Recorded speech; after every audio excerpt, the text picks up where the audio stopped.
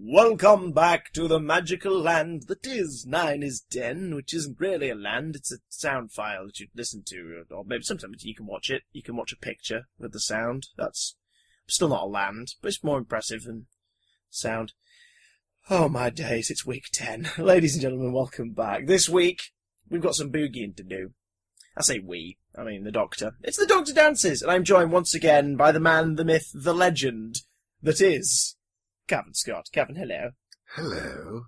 Do you like being referred to as a man, myth, and legend with dramatic pauses betwixt each? I do. In fact, I'm only ever referred to that by law. Is that part of your rider? Yep, yeah, and my daughters have to call me that as well. Oh wow, that's pretty demanding. But then again, I suppose if you're gonna, there's a certain etiquette you want to keep up. You've got to make sure it's at home and at work. You need to keep the standards right up there, otherwise, I mean, it all goes to pot, Chris. Well, I don't remember this rider being in place when we first met, which was journey with us, viewers and listeners, back in 2013 for the Doctor's celebration. It was indeed, yes. That was many moons ago, sir. It is. Yeah, it's so crazily because it only seems like yesterday. We've loved and lost and learned since then. But yeah, for those who don't know, let's be honest, of course you knew that something was going on in 2013. It was Doctor Who's 50th anniversary. Duh. But also a massive convention. I think was it only the second official Doctor Who convention? Yeah. Of the sort of, current run. We're not talking back in the day. But it was the second sort of official convention. It was run at the XL in London, and it was massive. And there was a screening of Day of the Doctor, like simulcast in the evening on the Saturday. You had Tom Baker, Peter Davison, Colin Baker, Sylvester McCoy, and Matt Smith hanging out on the Saturday morning doing interviews. There was loads of stuff going on. Big Finish were there. The monster effects guys were there, like the Walk Like a Monster exhibit, which always shows up, which is always a laugh. That was there. There was panels, there was costumes from throughout the eras and the spin-offs and everything. But most importantly, there was a very special part of the celebration, which, was it the Time Vortex quiz? The Vortex Challenge. The Vortex Challenge. Yes. So important that I forgot the name because I'm silly and a little bit tired. But I wasn't then, by Jove, because it was hosted by probably the two most handsomest people in all of the land, in all of Christendom. True. And their names were me and him. Exactly. Which is how we presented ourselves that day. We had softer riders. That was fun. How did that come about for you? Because I was sort of approached within the week, I think, of like, we'd be interested in you doing some stuff with us. I was like, oh, cool, okay. But what was your end, good sir? My end, I think I was hired about 6 months beforehand. Many moons ago, when I worked for BBC Magazines, I launched Countryfile magazine, based on the popular John Craven show. And part of that was hosting a section of Gardener's World Live, the Countryfile arena, and interviewing people like John and the presenters and all that kind of thing. So I'd worked with BBC Entertainment and BBC Exhibits before doing that. And then they were basically looking for someone to do a quiz show for the kiddies at the experience at Celebration, and so they decided, they're looking at round, and they I think they stumbled on Whoology, which I just published with Mark, available now from all good bookstores, exactly, and the Tinterwebs. Yeah, and they sort of went, well, we should get this chap to put together some questions for the quiz, and then one of the people sitting around the table, Paula, went, well, he can probably present it as well then, because he's done that kind of stuff. So it was that really, and so they phoned me up and said, would you be willing to do it? And I said yes, as long as I don't have to work with that bloke off CBBC. And I signed the contract and everything, but I hadn't seen the small print that I was working with that bloke off CBBC. You didn't specify which bloke. No, I know, that's the trouble. So they thought you meant Andy Crane. Exactly. It's such a schoolboy error. And so I went in, and I was there from, I think, the Friday and the Saturday, and then you swan in on the Sunday. Saw him late, and and did it with me then, so to speak. Well, steady on, sir. For me, it was a bit weird because I apparently they tried to get in touch with me a few months prior. Yeah. And I found out maybe a fortnight beforehand, and it wasn't due to the people, the organisers, BBC Entertainment or Worldwide or what have you. It was due to an error at my end. I won't name names, but somebody kept the information from me either because they forgot or because they were like, oh, we might need him near then. Right. Forgetting that I'm in charge of my own bookings. So I found out quite near to it. I remember this is both sad, but I think maybe admirable. When I found out, I was like, oh, brilliant. Oh, you want me there on the Sunday? Okay. Well, we're doing a live Doctor Who day on the Saturday up until about 3 p.m. So I'm going to have to travel down on the Saturday afternoon or evening. They went, well, we'll book your train for straight away. We'll get you a cab booked to pick you up at Media City and take you to Manchester Piccadilly, and then we'll get you straight on the train. It's like, great. I said, just one problem. I really don't want to miss the 50th anniversary special. And if I get to Euston for like 5 o'clock, I'm still going to be pushing to get to the XL on time. And they went, oh, we'll sort you out a car. I was like, oh, you sure? Yeah, just to make sure you get there. Oh, well, thanks very much. So myself and my partner travelled down, and we got to Euston, and we're wondering what's going on. Like, oh, it's got to be here. We find the number on my phone. I'm like, oh, I'll give them the ring. And say, hello, apparently you're the car that's picking us up. And the guy who answers the phone is opposite us, across the road, and the car is very pretty, and it's very lush and comfortable, and I was very surprised. Well, so it felt like I had the greatest build-up to the 50th anniversary special outside of actual build-up to the 50th anniversary special, because we were being chauffeured to the XL Centre. Because I think that was the one thing that we're like, we need to make sure, because that's some, I mean, I'm sure, like, you know, when you host events and stuff, and when you do book signings and everything, everybody obviously wants to make sure that you're content. They don't want you worrying. They want you to be on top form, so you can talk to people, sign things, like host what you need to host. And in the case of this, they obviously wanted me to be content and know what I was doing. So, comfortably driving me there, making me feel quite chuffed. I've never felt so big-headed in my life. It was great. I was like, this is so good. Oh, my day. The only thing that would make this better is if I was working with Cavan Scott the next day. And then, lo and behold, sir. Thank you for being there, by the way, because, obviously, for hosting the damn quiz, like, for the entire event, because otherwise it would have been a bit of a plum sucker if it had just showed up on the last day. But also because of how last minute my end had let me know about my availability and my involvement. I hadn't had much time to prep. So we sort of formed this bizarre double act over the course of the morning. During the first game, to be honest. Teaching each other how to... Well, I say teaching each other. You teaching me what the hell to do. Yeah, because basically the Vortex Challenge, for people who don't know, and I've done it since as well at the Doctor Who Experience in Cardiff as well. It's basically, there was an old programme back on ITV called Run Around with Mike Reed, and you basically asked a multiple choice question, and the kids had to run to one corner of the studio. And so we did that, but couldn't call it Run Around for copyright reasons, so called it the Vortex Challenge itself instead. And then I never was supposed to mention Run Around, and I think I did it every time.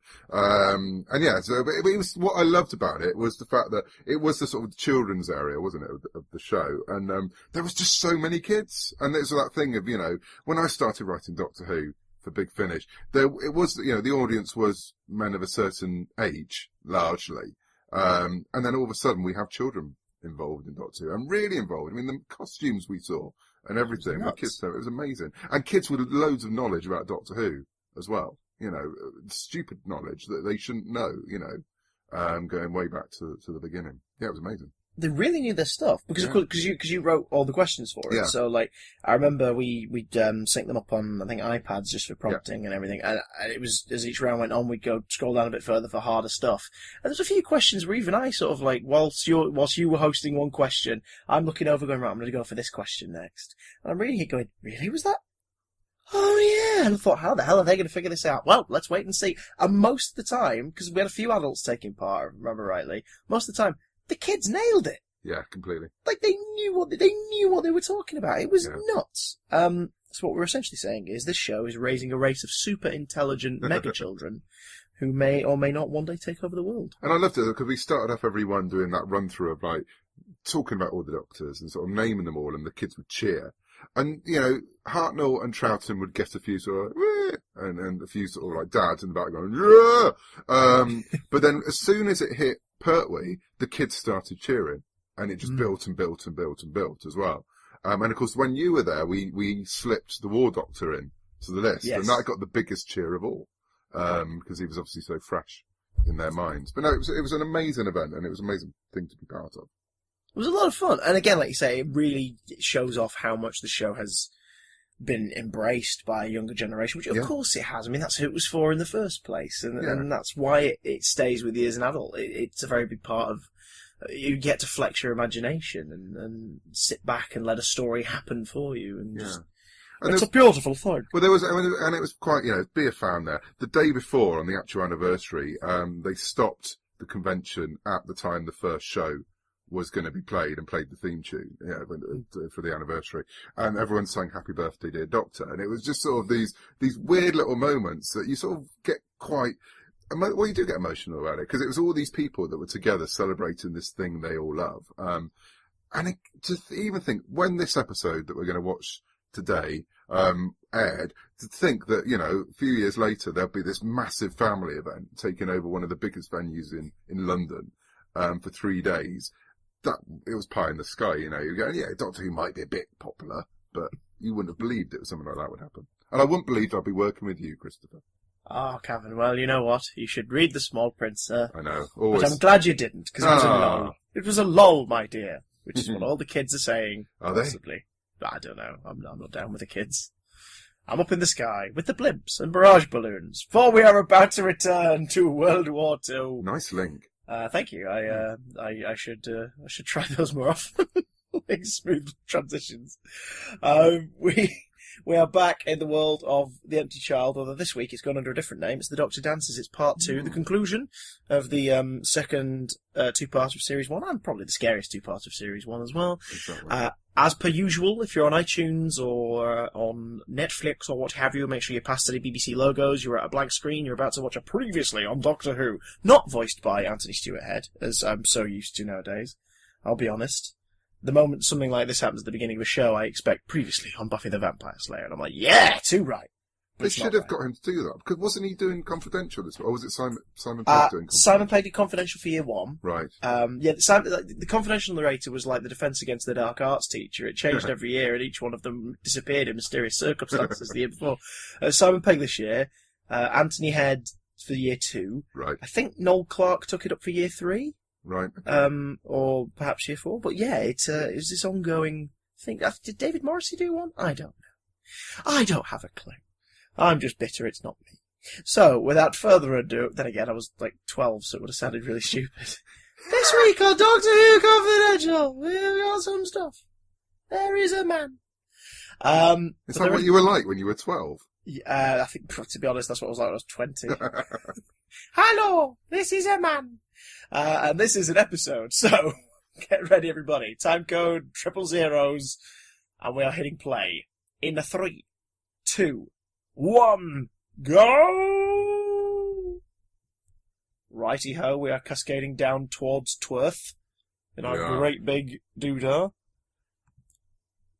The editing of this is really nice as well. Proper fast-paced, gears you up. You spend a week worrying about your job and school and all this stuff, and suddenly, slap bang, don't worry, we're back. You're in the arms of John Barrowman.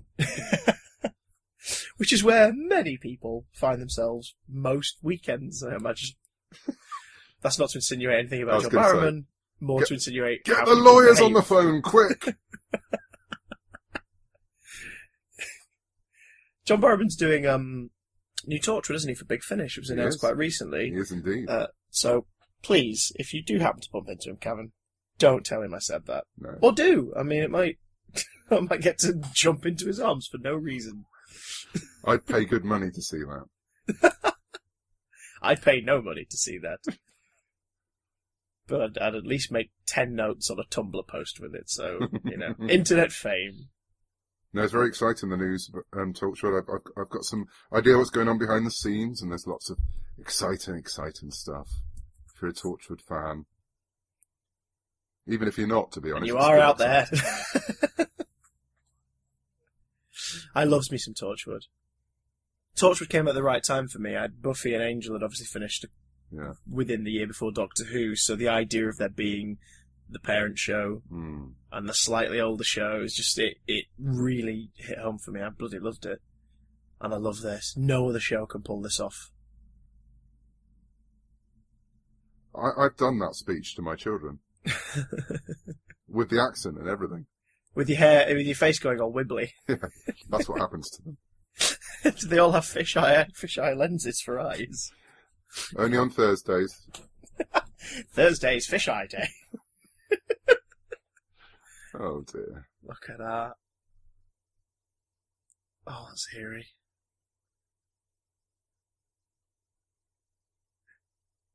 Carrot juice, carrot juice, carrot juice. Brilliant. Well, are those the last words of any... Well, hang about. They're not his last words, are they? They're just last words we ever hear him say. I know. Other than, say, thank you, Brigadier. I'm going to change back to Mr. McCoy in a second. Pew, back in Greenwich. I like to think that Thor: The Dark World's climax was a sequel to Dimensions in Time. Things suddenly make a lot more sense. And it also means the Ninth Doctor was in Dimensions in Time, kind of. Oh dear. For more on Dimensions in Time, tune in a couple of weeks. Now that is really, really spooky. Yeah. Oh, she's brilliant in this story. She's so good. Again, casting throughout Series 1 is so spot on. Yeah. Everybody, I mean, that's not to say it isn't from this point. And Andy Pryor and his team do tremendous work on the show. But there's just something about these stories, especially the horror stories, you need to nail the casting. It needs to be perfect. Yeah. And like we were saying last week, and this is, I imagine, part of the fun of the Ninth Doctor comic series that you're doing with Titan, is that these three just naturally fit. Yeah.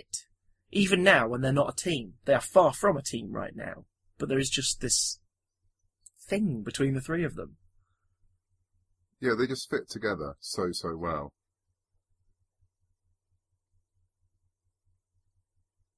And I've always said, you know, one of the reasons these two are the Doctor and Captain Jack, you know, they are a bit snark of each other. Is they see so much of themselves in the other person. Was that the first Volcano Day reference as well? So it becomes a recurring theme. Maybe.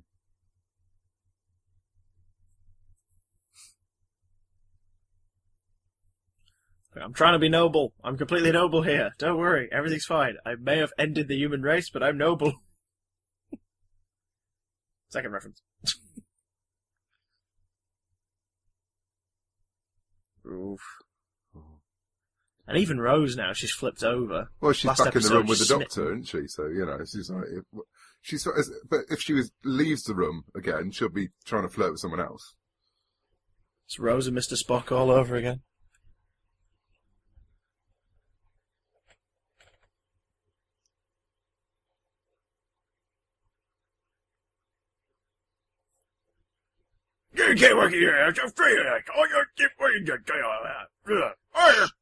Excellent dialogue there. She's Nix. Oi. Rose, you Nix.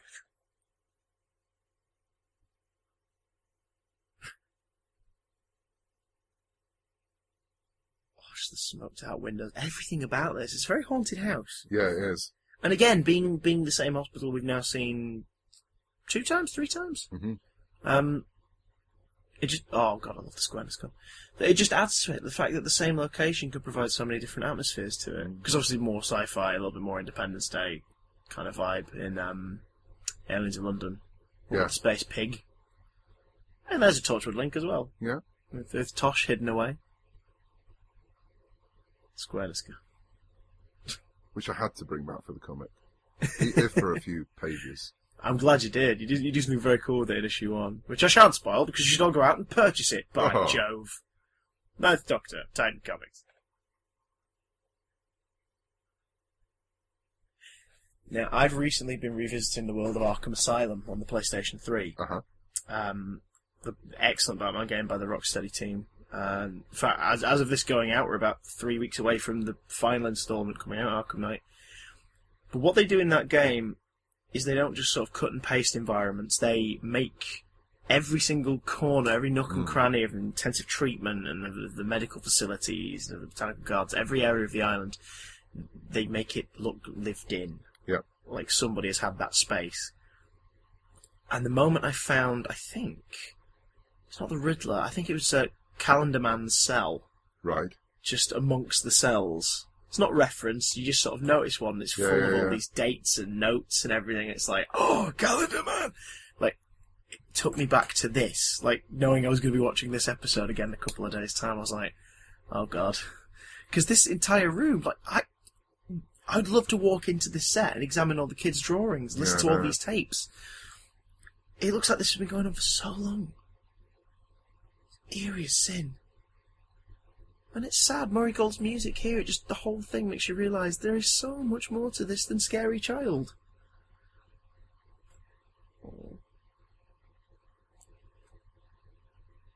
This is a great scene coming up. I'll say I'll pay for it. The props team pay for it. We're in a fictional environment, my dear. This is nice.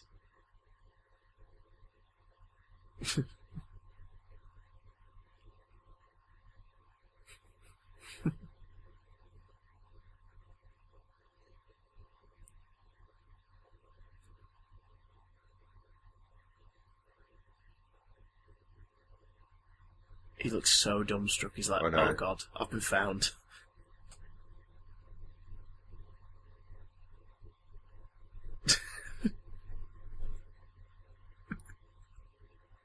Oh. The sweat on his brow has moved to his lips.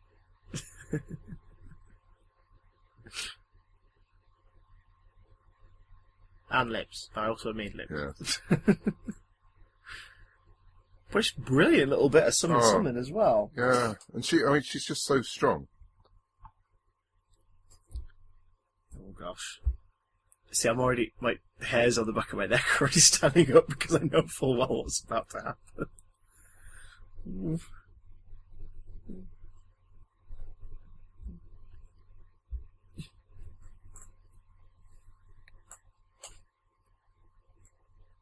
Oh god. Oh, just cut into that. I mean, that's a brilliant directorial choice. Yep. Just giving some of you that hint that, yes, it's been a while. Yeah.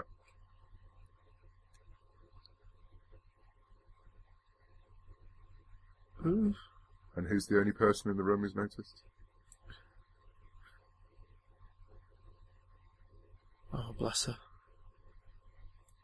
It's like scared to, even just scared to look. Yeah. Like she's got the suspicion.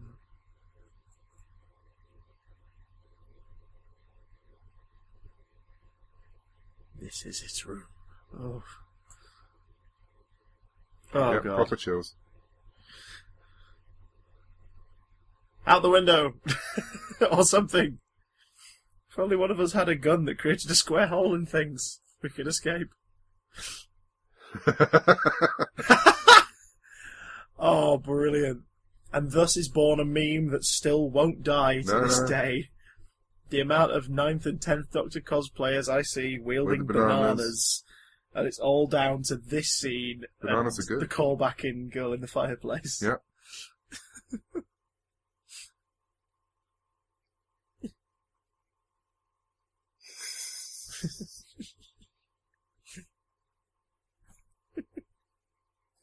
So it's very difficult, actually. I mean, this shows the quality of the show. We're actually just watching it, aren't we? We're supposed to be making witty comments on some of it, but instead, we're just watching it and enjoying it and being ever so slightly creeped out by it. It's hard to make two witty comments when Jack and the Doctor are doing it for you as well. Yeah.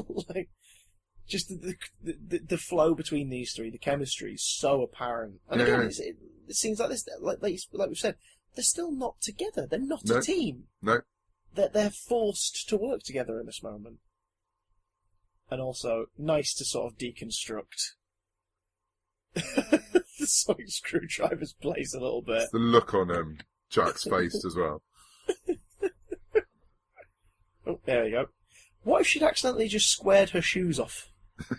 Well, and her toes. Yeah, like all of their feet collectively. Well, have to kind of hobble away. End of the story, really, isn't it? Mommy, my feet! Mommy.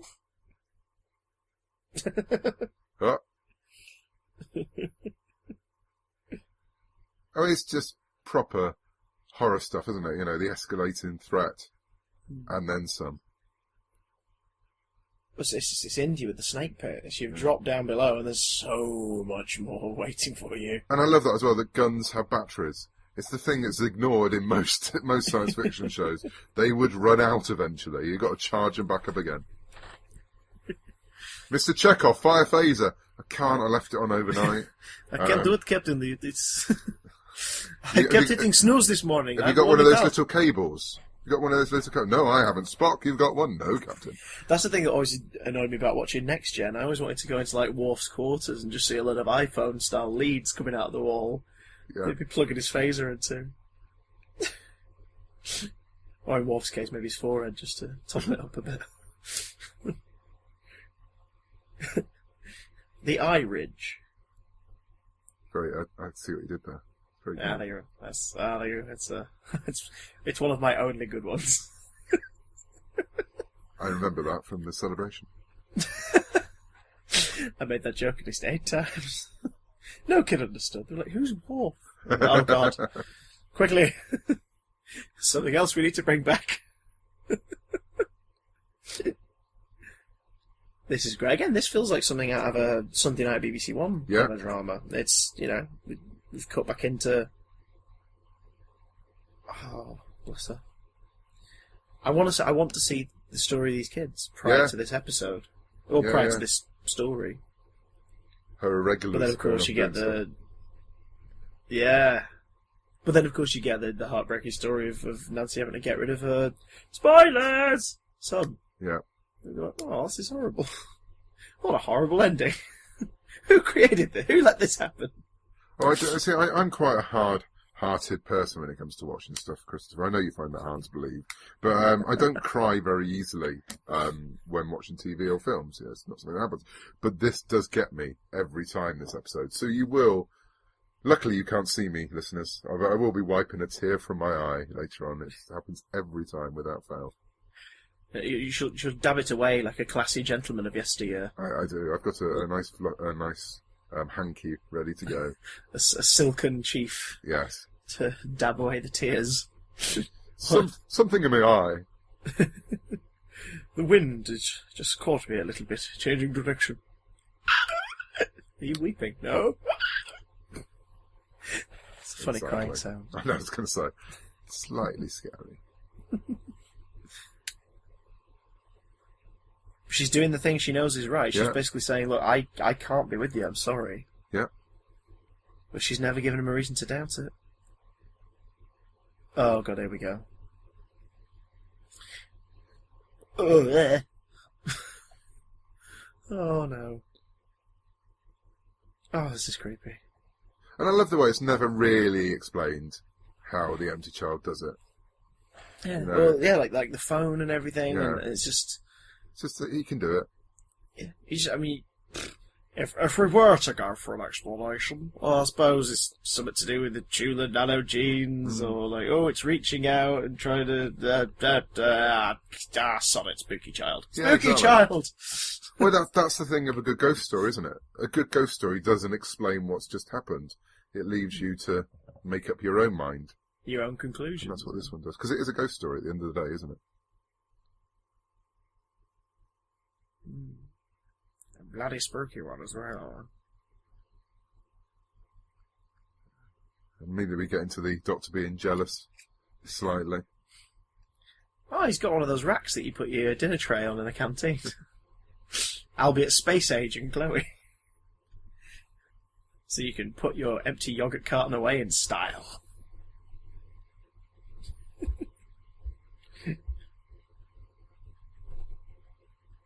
Uh-oh.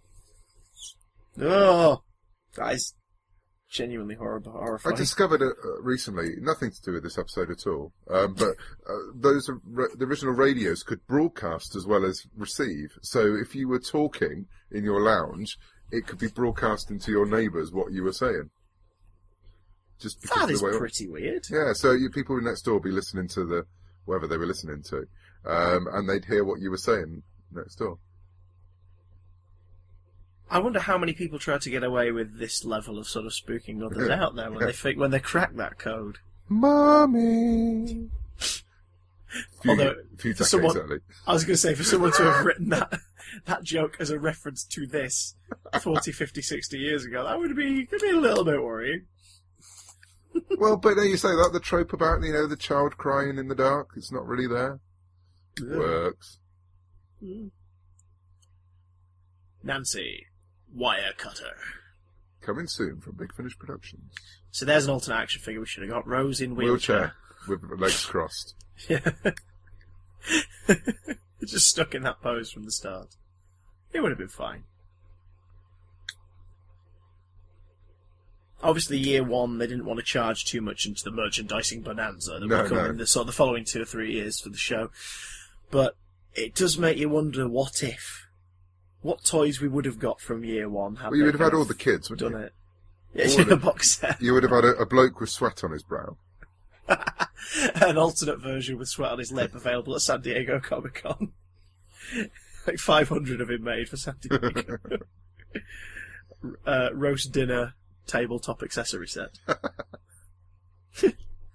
In fact, like the next year we had Dalek and Cyberman voice changing masks and everything. I wouldn't be surprised if we'd ended up with empty child gas masks. Oh, wouldn't that be amazing? That would be kind of brilliant, but would also give several elderly people heart attacks. Yeah, exactly. It's like, no, not again! No! One day that might even happen, you never know. And another meme is born, resonating concrete.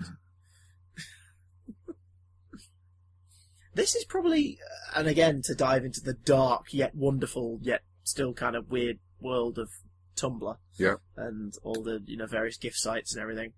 This is an episode that gets called back to an awful lot. Mm. Well, is this the first time we've seen her really flirting with him, and vice versa? Because, I mean, there's been moments, but there's a lot in this episode of them flirting and skirting around issues. Which is kind of nice in Series 1, because it isn't really a romantic love story between these two. It's a different kind of love that it flirts with the romantic. Yeah. And sort of, I mean, the way I've always seen it is that when he becomes the 10th Doctor, his persona and everything is very much influenced by Rose. Yeah. He almost turns into her space boyfriend. Yeah, he becomes the man that she wants. Yeah. Which isn't to say she doesn't, admire and love the 9th Doctor, but... Not at all. But, the young, big coiffed hair, like, estuary accent and everything. Yeah. Sort of, the fact that they're all cuddly and having the best time in the world throughout Series 2. Which also, I mean, it's another reason why I adore Russell's approach to the character and these first few years, particularly because then when Rose and the 10th Doctor are separated, that's when he starts to get a bit more inconsiderate. He becomes a little more selfish. And it's probably because, as daft as it is to sound, I mean, some people might not appreciate the notion of the Doctor being created for someone. Yeah. But he kind of was. So, without Rose, he's lost. He's different. He can get egotistical and scary and become the Time Lord victorious and all that stuff.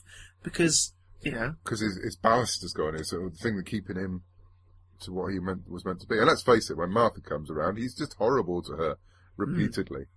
Because she's not Rose. That's the only crime she had. Yeah. She wasn't another person. Bless Martha, by Jove. The things she did for you, you selfish sod. I know. But what lovely sideburns you have, sir. Look at him moping.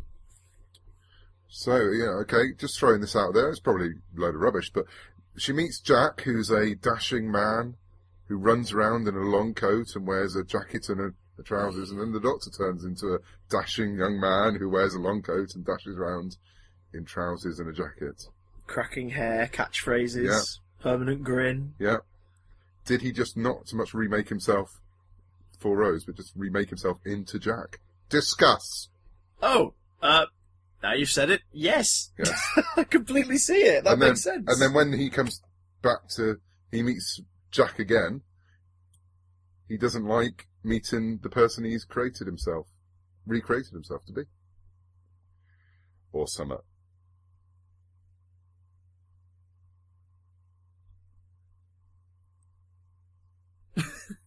Along the lines. Now, this is even more spooky. Sorry, just this moment kind of grabbed me there because I know what's about to happen. Which is why this story is immensely rewatchable, because you want to it's like a good horror film. You want to watch it again to relive the moment. You rewatch Poltergeist because you want to see the clown doll come to life. You rewatch Elm Street because you want to see the bed spurt blood everywhere. Like, there's certain bits you want to come back to. Yeah. Because you want to feel what you felt the first time. Yeah. And this story has so many moments like this. Oh no, and you feel so sorry for him as well. I know he hasn't got a clue what's going on. Well, we've had a ghost story. Now we're in a werewolf story, aren't we? Now we're in the being caught in the room with the person who's going to change into a beast any minute. Oh, God.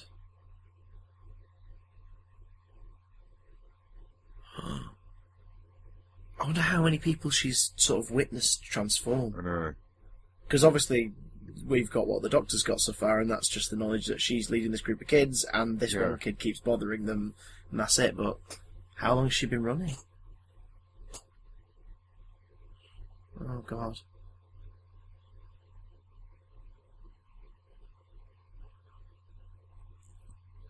It doesn't help that they've cast a bloke who looks like he would never hurt a fly. Yeah. And now he's screaming, and oh, God. And there's that noise. Ugh. And here they are. Silhouetted. Also, I kind of like how Rose is forefront here. This is something that will come into play a lot more, like in the Matt Smith era, with Amy kind of being in charge a bit and having her lovable... Her boys. So her boys, but was it Poncho Boys? Or has it been dubbed outside of the show Karen and the Babes? But that there was like, Rose is in charge. These are my two wacky space sidekicks. Yep. Both of them fancy me a bit. Let's see what happens.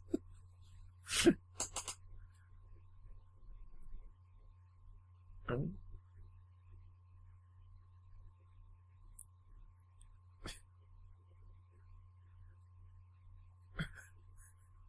Of course it is. Yeah. Now the title takes on a whole new meaning. Exactly. At that point, you're re-listening to those entire conversations you just heard. Oh no. Not excellent bottom.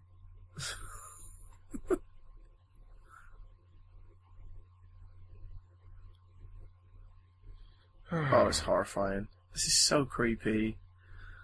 Oh. Just that little bit there, just to see what's coming. Don't need the full thing, just enough to... Oh, God. That's it, we've seen it now, don't we? We know what's coming. We can fill in the blanks.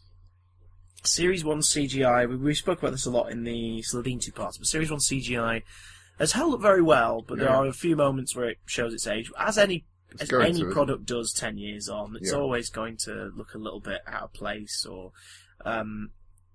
which, I mean, me personally, when I watch an older film or what have you, I just put myself in the mindset of watching that film. Exactly. I'm not thinking about the effects too much. But in this particular story, they're shot so well. It's the Jurassic Park method of its lighting and close-ups on certain things, so you don't have too much of a contrast between the CGI and everything around it. Yeah. You just see what you need to see, and they don't over-egg it or go, look at all these things on screen at the same time, isn't it great? Because then in that moment, didn't need to see too much around him. Had you seen someone stood opposite him or whatever, it maybe would have looked a bit cack. Exactly. I love that last scene with Nancy singing, because obviously now, having watched this, we know why her lullaby is working so well. But it's just, the story is building and building, and all the clues are there.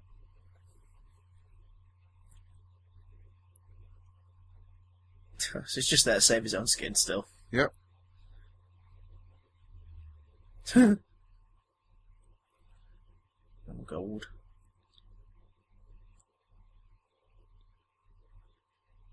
Oh, God. You just took the Dutch tilt to a whole new level. Not content with one slightly diagonal angle. I'm going to have a corridor full of them. And now the zombie story really comes into play. What's it we've got? So we've got ghosts, werewolves, zombies. What's next?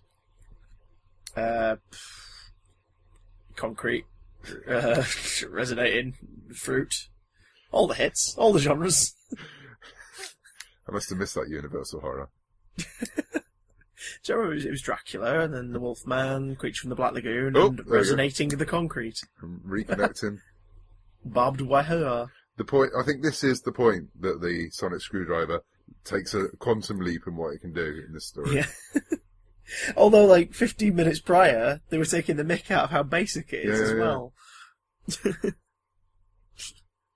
Maybe that was a weird choice of shot. Maybe if they just held it together, then soniced it a bit, and then just let go and it was formed. Oh, I quite like it. Do you, I mean, obviously, like, as a writer of Who, do you have rules for the Sonic yourself? Or do you just, because a big, and sometimes unnecessary complaint about the Sonic is people go, oh, it can do everything. Yeah. But then again, it just depends on what you do with it and when you do with it. It's Yeah, what's interesting in the story. Do you have like any guidelines you set yourself for it, or? But I can see why can they the Doctor, use it. when you use him, look toward the camera and I spookily address everyone? I can see exactly why they use it, because when you're writing something that's only got a finite amount of time, there's only so many moments you can try and find clever ways to get outdoors and that kind of thing. So it's just trying to work out. In fact, a funny thing, when I was working with Sylvester McCoy on a Big Finish one, Project Destiny, which is one that me and Mark wrote. At that point, he has a sonic screwdriver in that point in the Seventh Doctor's life. And so he's using it. And as we stopped recording and we just heard McCoy mutter in his recording booth, of course, in my day, we never had one of these damn things. It just becomes so natural again for us to put it in, because it was after new, renewed series. Of course, yeah, because the Seventh Doctor on screen only had it in the TV movie, didn't he? So when you're in the audios, when you get to the end of his life, you can start sneaking it in. But then the Doctor complains at you.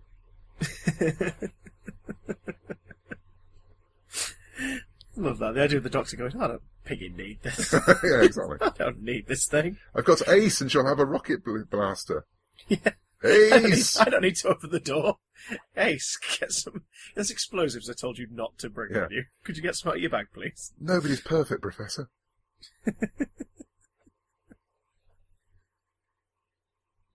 So here we go. Nanogenes. Yeah. And one of those moments when the Doctor gives a really, really good speech. I love those moments. Oh my god. All the way through the show's history, there is the moment where the Doctor has righteous anger and he goes for it. But again, it's controlled anger with the Ninth. What's really nice as well there is that the explanation... Yeah. Well, the explanation reveals that no one's really in the wrong here. No one's done anything wrong. I mean, Jack, fair enough, has done something incredibly careless and selfish, but there's no creature ripping people to pieces. There's no fire consuming the world. Like it's innocently trying to fix people. Yeah. And but it's still sinister. Yeah, from Jack's point of view, it's not malicious. You know, he I don't think Jack would have put everyone in danger, if only because of the fact it would really ruin his con, as it has. Look.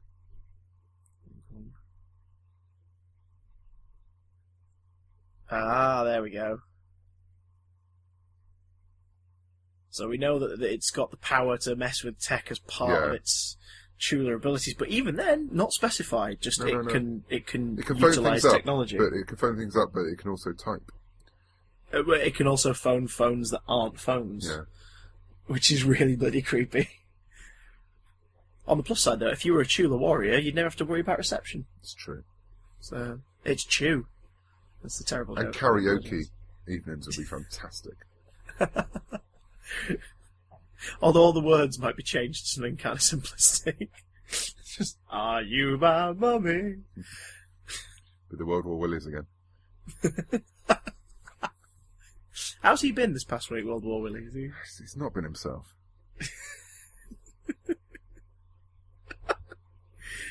Oh, God. Editor's note. See last episode for more.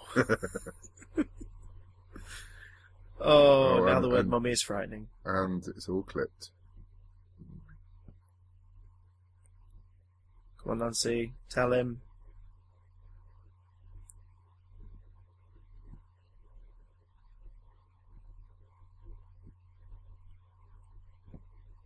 I keep playing Where's Wally with Dr. Constantine. Yeah.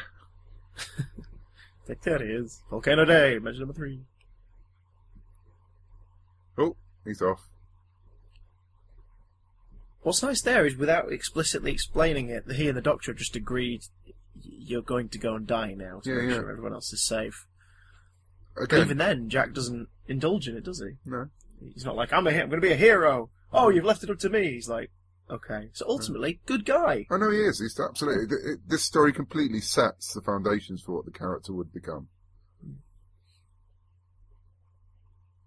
Oh, God. And so you could say, continuing the thought I was trying to ram down your throat earlier on about the Doctor becoming Jack, then Jack becomes the Doctor. Very much so. Which gets expanded on again in Torchwood too, doesn't it? He makes a thing, I think in series, it might be in series 1 actually, I was going to say series 2, but he sort of makes a reference to striving to be better, be like that. Right, where's my hanky? Oh God, I think it's round Jack's neck. He's taking it away. We're going to use his ascot. Oh.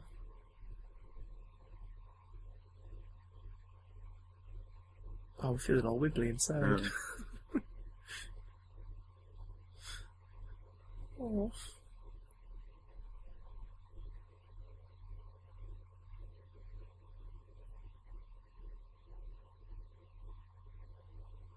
It's a combination of this scene and then the Doctor's pure joy a second later. This is, as people have probably figured out, I've mentioned it a few times and everything, but we film a lot of these. We record a lot of these podcasts out of sequence. Yeah. As it stands, to break the fourth wall to listeners out there, this is the last episode that we're recording the commentary for. The rest are already in the can. This is the best one of all, obviously. Don't bother listening to the rest. Do listen to the rest. But I'm so glad that this is the last episode I'm watching in terms of the order. I've been watching them out of sequence. It's been really weird, but I'm so glad this is the one because this scene is my favourite Ninth Doctor scene. It's one of my favourite Doctor Who scenes in general. It's great to end on such a high. Yeah. Because there are very few stories. Well, obviously, this is more the relief of as we find out more as time goes on. This is more a relief of the Time War. Yeah. It's like, oh my God! Like for once, there is no bad outcome. Like everyone survives. But there are very few stories without a body count. Yeah. Throughout the history of the show. So the joy on his face. I mean, it's such a wonderful moment, and it makes you wonder why he doesn't just retire then and there. Yeah. Go, right, mic drop. I'm done. See you later, everybody. Good lad. I'm off to permanently eat chips. But from a point of the character as well, this is a massive turning point for the character. Someone was interviewing me about the comic and saying how different the Doctor is in Boomtown to how he is in, say, Dalek. Yeah. And obviously there's reasons he's quite dark in Dalek, but it's because of this story. I'm convinced of it. This is where a character who is actually very naturally hopeful, the Ninth Doctor, this is when he really starts to believe he could be the Doctor again. He can do what he was always meant to do.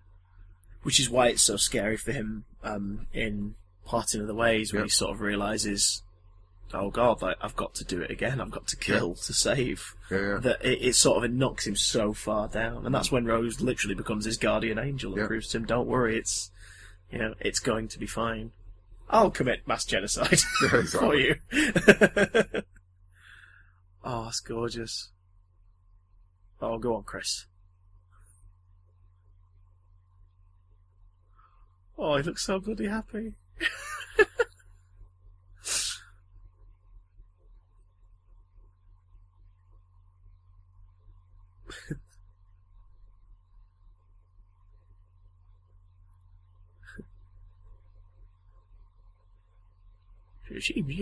I don't quite understand it.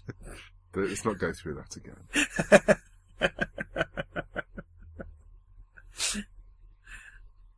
And again, this is probably one of the best jokes in Doctor Who as well. Yeah.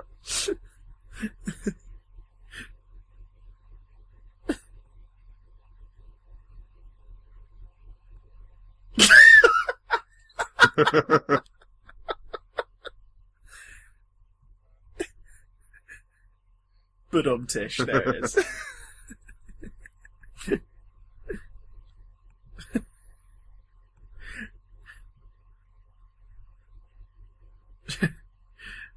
And that's when, realistically, in the real world, a few more people would come over to ask questions. Like, bugger off, go away!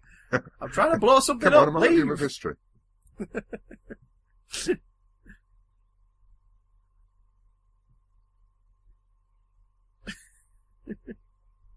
Who says I'm not Red Bicycle when you were 12? Uh, Oh, dear. But of course, we only know he knows that because he knows Father Christmas. Yes, well. He goes to parties with him at Frank Sinatra's house. Yeah. Oh, no. We were mentioning, weren't we, last week about how the time periods can cross a bit now in the current, like, World War II has been breached a few times. Yeah. Like, all I'm saying is, thank God Father Christmas in Last Christmas was a dream, because I can believe he goes to parties with Father Christmas and delivers bicycles to Rose. I can believe that, but don't then tell me that he doesn't know that Father Christmas is Nick Frost. We were having that conversation about stories when the Doctor turns up in another story's, another Doctor's story, and there's me going, yeah, if someone's to do that. And then I realise afterwards, I have, with Mark, when we did Masters of Earth last year, when we had the Sixth Doctor turning up in the middle of the First Doctor's story for Dalek Invasion of Earth. So I'm going, yes, that's a great idea. So great, I've already done it. You already did it. Wibbly wobbly. Righty whitey. So I'm a fool. Or a genius on the opposite end of your own timeline. To be honest, Mark's the genius. I just make the coffee. Future you suggested it, and past you caught wind. Not, had wind. Caught wind.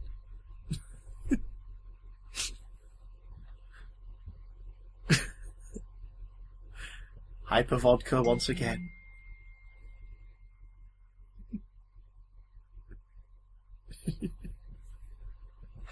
I do love a hyper vodka. Yep, I'm having one right now. But hang on, he's from the 51st century. His, liver has developed to handle a hyper vodka. Oh, really? Oh. Maybe. How will you cope with the hyper vodka? I'll let you know in the morning. Take 2 of these. Call me in the morning. This shot's beautiful. Yeah. All hope is lost. Goodbye, Captain Jack. We had fun. Wait a minute. What the hell? That's a very familiar looking coral wall.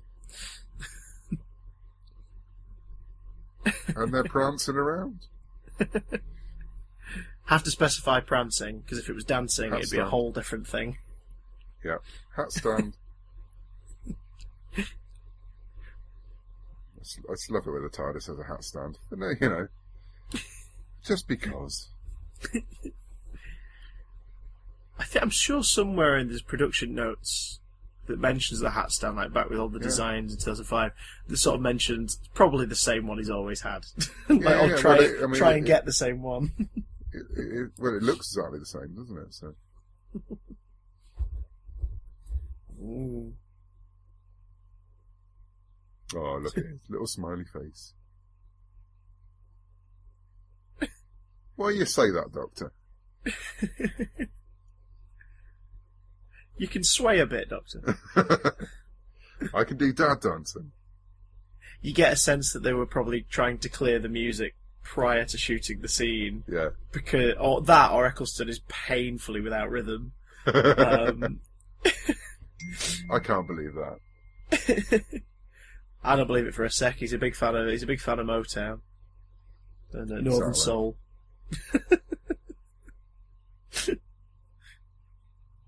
The cut into the feet as well. I think his legs have regenerated into someone else's legs. Lionel Blair's. Oh, where are we going next week, Chris? Tarkardoyev! Oh. Welcome back, Annette Badland. moving on to, spoiler alert for next week, ladies and gents, probably my favourite story of Series 1, which is amazing. a weird sentence. But I mean, well, I don't know, maybe not to Cavan, you completely agree. Yeah. It's amazing. But for those thinking, hang on, in a series with Dalek, in a series with The Empty Child, like really, tune in next week to find out why. It's a series with, it's a story with dinner date. There we go. Dinner in bondage. So to speak. Much like this evening's been today. Yes. I don't even know what that sentence meant. That's a good job this isn't a visual podcast. Well, there we go. I noticed that one of the characters was played by an actor called Luke Perry. I'm sure not the same Luke Perry. No. But that would be bloody weird, wouldn't it? It would be. Especially if it was the small child. Well, I know he's been playing teenagers since he was about 30. You're overstepping your bounds there with the Luke Perry references that none of the kids will get. That was The Doctor Dances. That was, yes. Or correct title, The Doctor Shags. Or does he? Does he? Possibly not. Maybe. I don't know. He's a 51st century guy. Anything that moves. Oh, God. We come to the end of, essentially, the horror story of Year 1. I was going to go, The Black Orchid of Year... Not really. How feeleth you, Cavan, back in 2005 after watching the end of this story? Where were you? Where was your brain? I was just in... I think it's the first one that I really wanted to immediately go back and watch again. Not nothing against the other episodes, but this was the first one I thought, right, I want to watch that again as one story. I want to sit down and make myself a cup of tea and try and pick up on all the references that went through, because as I said, it builds and builds and builds and builds and builds to a very logical conclusion when you see it again. So, no, I loved it, and it was my, as I said last week, it was my kind of Doctor Who. It was spooky, scary, played on lots of very familiar horror tropes, but twisted them into new ways, and I love it. Very well done, everyone. Congratulations to all of those people for being part of a thing, yes. Which is a thing that we say, yay, that thing. Which sums it up beautifully. However, I'm going to mention it now, because, of course, those of you who are hungry for more, I don't just mean 9 is 10, but I mean more of this particular team, you're getting it. You are getting it thanks to the man speaking to me right now. So, Cavan, tell them, where can they pick up the beautiful Ninth Doctor miniseries? And any hints, but no spoilers, sir, of what we can look forward to with the further adventures of Nine, Rose and Jack? Well, it's available from all good comic shops. A 5-issue miniseries. It's called Weapons of Past Destruction. And it literally carries on from that moment. The Jack's changed. He's got his t-shirt and jeans combo on, and that's pretty much it. The Doctor has decided to take them to see his favourite planet, not Earth, because he has other favourite planets, and because he wants to show Jack what life is like on the TARDIS, and then he really does, because it all goes hideously wrong when they turn up at said planet, and said planet is just dust. And that's how the first issue begins. And off they are. There's the square gun, there's bananas, there's all kinds of references. He's even called Spock at one point. It's almost like it has just happened.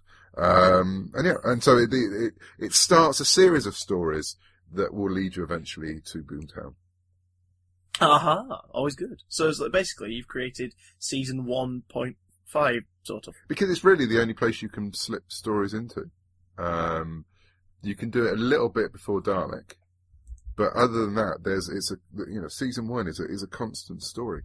So there aren't many gaps. But luckily there's a great big whopping one, in the middle of it, right there, because as we've said before, by the time Boomtown comes around, they're a unit. They're working really well together. The dynamic has changed completely. Watch Boomtown, as I'm sure you will next week. And suddenly Captain Jack is pretty much in charge, or thinks he is. So perhaps things haven't changed that much. Into time and space. So we've taken that team and run with it. Is it available on Comixology or any of the downloadable apps as well? Is there a digital version available? Yep, it's on Comixology. It's available in a Dead Tree version from your comic shop. And then later on in the year, when all 5 issues are out, it'll be combined into a lovely, beautiful graphic novel to sit on your shelf with your other Doctor Who books. I shall put the link below, guys, for you on YouTube and SoundCloud to download it, but I do encourage you to go out to your brick and mortar and pick up a physical, as Cavan said, Dead Tree copy, because there are some fantastic alternate covers for this series, appropriately so. So do check it out. Cavan, thank you very, very much. No, thank you. No, thank you, No, sir. thank you. No, thank you. No, seriously, Cavan. Thank you. Cavan. Hello? Thank you. You want me to stop talking now, don't you? No. I want you to embrace that thank you. I Hold it. I need my hanky. Hold it like Nancy held her child. Oh, I need my hanky again. Jack's got it. The silken one. Thank you, Cavan, for joining me. Very much looking forward to the rest of the Ninth Doctor series. And also, anything big finish in the pipeline at the moment as well? Yes. But I can't talk about it. Okay. Secrety weekrety. No, what am I doing for Big Finish for Doctor Who? That I can talk about none of it, but there is one more Mark Wright, Cavan Scott collaboration, which has been written and recorded and hasn't been announced yet. There probably will be more in the future, but there's one more that is all there, ready to go, with another Doctor. So I can't really say much more than that. Well, people, keep your eyes peeled on bigfinish.com then. Cavan, thank you very much. We can find you on the Twitterverse at Cavan Scott. That's right, yep. Indeed you That's do. me. Do you have a website, sir? Yes, it's www.cavanscott.com, because I'm nothing but original. And can we have your personal address and lottery preference number? Yes, and I can also give you my mother's maiden name. Oh, fantastic. Yeah. And your favourite 4 numbers? Yeah, exactly. And my first pet's name, and the street I was born in, and all those kind of... I tell you, just pop those in the show notes, it'll be fine. Fair dues. What's the Thank you worst very that much, could happen? Cavan. You're welcome. What is the worst that could happen indeed? We'll find out next week as Cardiff comes under attack in Boomtown. But till then, goodbye, my dears. Goodbye!